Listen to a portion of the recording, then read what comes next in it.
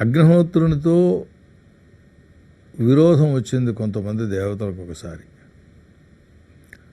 అతని మీద నీళ్లు పోసేసి అతడు శ్రమ పడిపోయేటట్టుగా చేసేసి, ఏదో బాగా శ్రమ పడిపోయాడు, కళ్ళు తిరిగి పడిపోయినట్టుగా అయిపోయి ఒళ్ళంతా హోనం అయిపోయాక అతని గుండెకాయ తీసేసి ఇతలు పెట్టేశారు.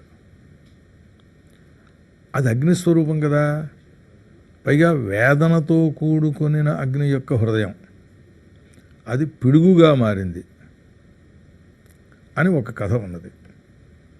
అంటే పిడుగులు వేదంలో ఉన్నట్టేనా? ఇదే ఈ పిడుగు అగ్ని యొక్క రూపమే కనుక కొంత అగ్ని యొక్క తేజస్సు అందులో ఉండిపోయింది. అగ్నిహోత్రాన్ని సాధించడం కోసం ఆధానము అని, అగ్నియాధానము అని ఒక కర్మ ఉన్నది.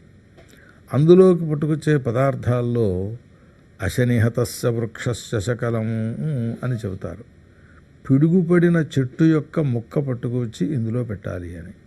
ఎందుకు అని, ఆ పిడుగు రూపంలో అగ్ని యొక్క హృదయం అక్కడ కొంత తేజస్సును వదిలేసింది. ఆ పిడుగు దాంట్లో, ఆ పిడుగంతా అగ్ని యొక్క హృదయం అన్నమాట.